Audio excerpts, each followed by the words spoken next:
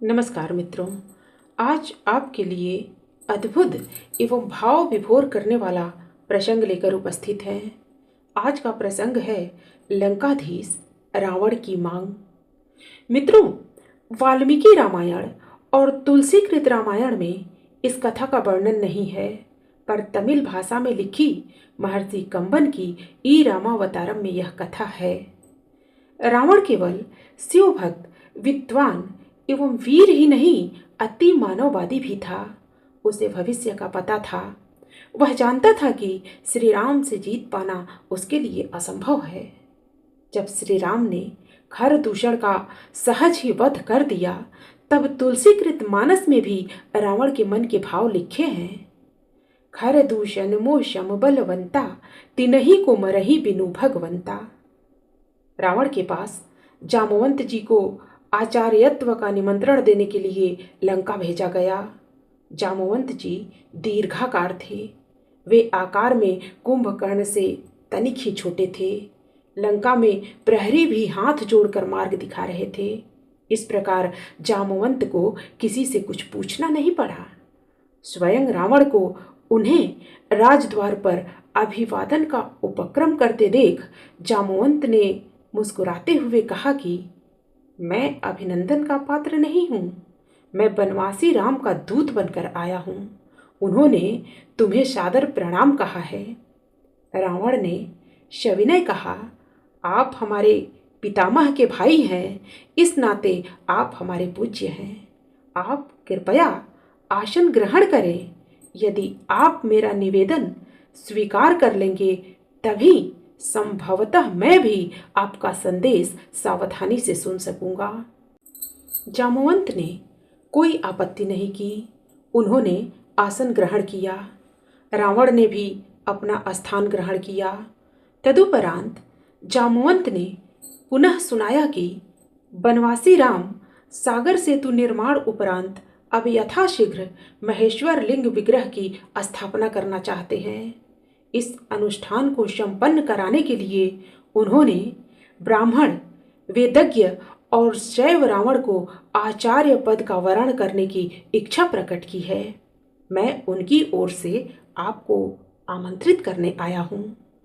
प्रणाम प्रतिक्रिया अभिव्यक्ति उपरांत रावण ने मुस्कान भरे स्वर में पूछ ही लिया, क्या राम द्वारा महेश्वर लिंग विग्रह स्थापना लंका विजय की कामना से किया जा रहा है? बिल्कुल ठीक। श्री राम की महेश्वर के चरणों में पूर्ण भक्ति है।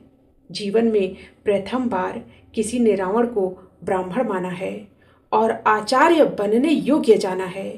क्या रावण इतना अधिक मूर्ख कहलाना चाहेगा कि वह भारतवर्ष के प्रथम प्रशंसित महर्षि पुलत्स्य के सगे भाई महर्षि वशिष्ठ के यजमान का आमंत्रण और अपने आराध्य की स्थापना हेतु आचार्य पद अस्वीकार कर दे?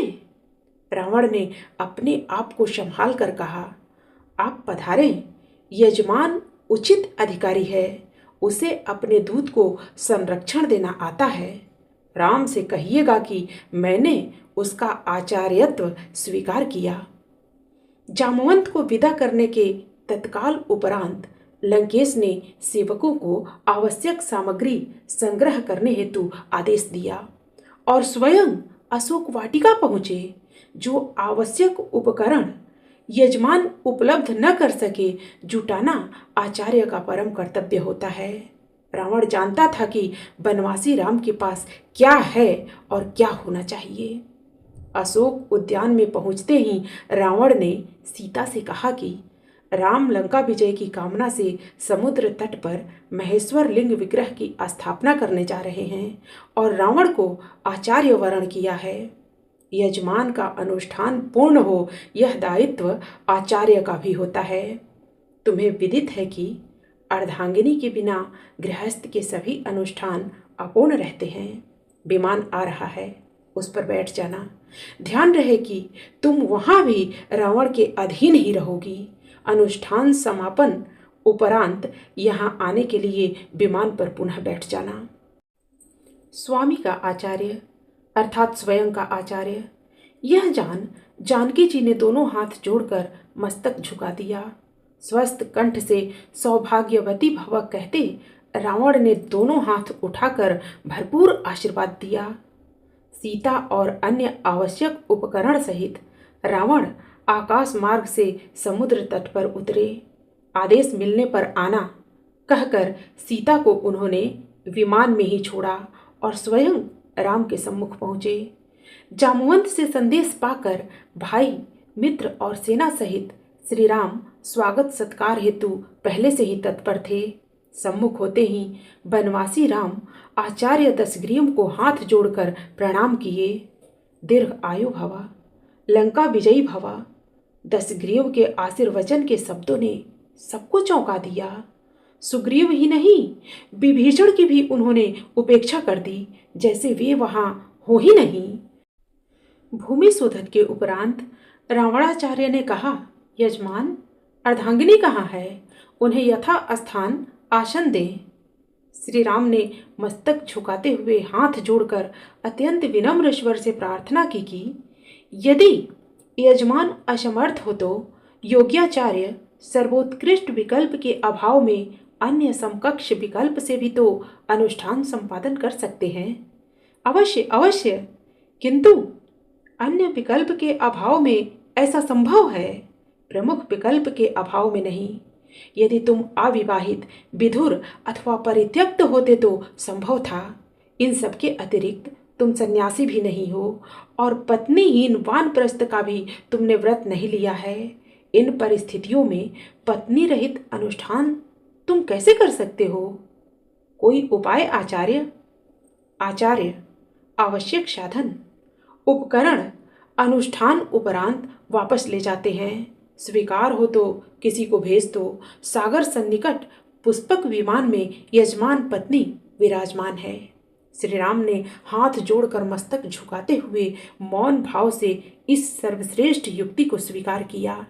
श्री रामादेश के परिपालन में विभीषण मंत्रियों सहित पुष्पक विमान तक गए और सीता सहित लौटे। अर्ध यजमान के पार्श्व में बैठो। अर्ध यजमान, आचार्य के इस आदेश का वैदेही ने पालन किया। गणपति पूजन, कलश स्थापना और नवग्रह पूजन उपरांत आचार्य ने पूछा, लिंग विग्रह? यजमान ने निवेदन किया कि उसे लेने गत रात्रि के प्रथम प्रहर से पवन पुत्र कैलाश गए हुए हैं, अभी तक लौटे नहीं, आते ही होंगे। आचार्य ने आदेश दे दिया, विलंब नहीं किया जा सकता। उत्तम मुहूर्त उपस्थित है, इसलिए अविलंब यजमान पत्नी बालू का लिंग विग्रह स्वयं बना ले। जनक नंदिनी ने स्वयं के कर कमलों से समुद्र तट की आर्द्र रेणुकाओं से आचार्य के निर्देशानुसार यथेष्ट लिंग विग्रह निर्मित किया। यजमान द्वारा रेणुकाओं का आधार पीठ बनाया गया। श्री सीताराम ने वही माहेश्वर लिंग विग्रह स्थापित किया। आचार्य ने परिपूर्ण विधि विधान के साथ अनुष्ठान संपन्न कराया। अब आती है बारी आचार्य की दक्षिणा की। श्री राम ने पूछा, आपकी दक्षिणा? पुनः एक बार सभी को चौंकाया आचार्य के शब्दों ने। घबराओ नहीं यजमान, स्वर्णपुरी के स्वामी की दक्षिणा संपत्ति नहीं हो सकती। आचार्य जानते हैं कि उनका यजमान वर्तमान में वनवासी है, लेकिन फिर भी राम अपने आचार्य की जो भी मांग हो उसे पूर्ण करने की प्रतिज्ञा करता है। आचार्य जब मृत्यु शैया ग्रहण करे तब यजमान सम्मुख उपस्थित रहे। आचार्य ने अपनी दक्षिणा मांगी। ऐसा ही होगा आचार्य, यजमान ने वचन दिया और समय आने पर निभाया भी। रघुकुल रीति सदा चली आई, प्राण जाई पर वचन न जाई। यह दृश्य वार्ता देख सुनकर उपस्थित समस्त जन समुदाय के नयनाभिराम प्रेमाश्रु जल से भर गए।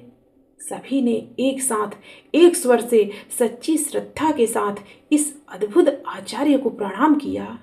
रावण जैसे भविष्य दृष्टा ने जो दक्षिणा मांगी, उससे बड़ी दक्षिणा क्या हो सकती थी? जो रावण यज्ञ कार्य पूरा करने हेतु राम की बंदी पत्नी को शत्रु के समक्ष प्रस्तुत कर सकता है, वह राम से लौट जाने की दक्षिणा कैसे मांग सकता है?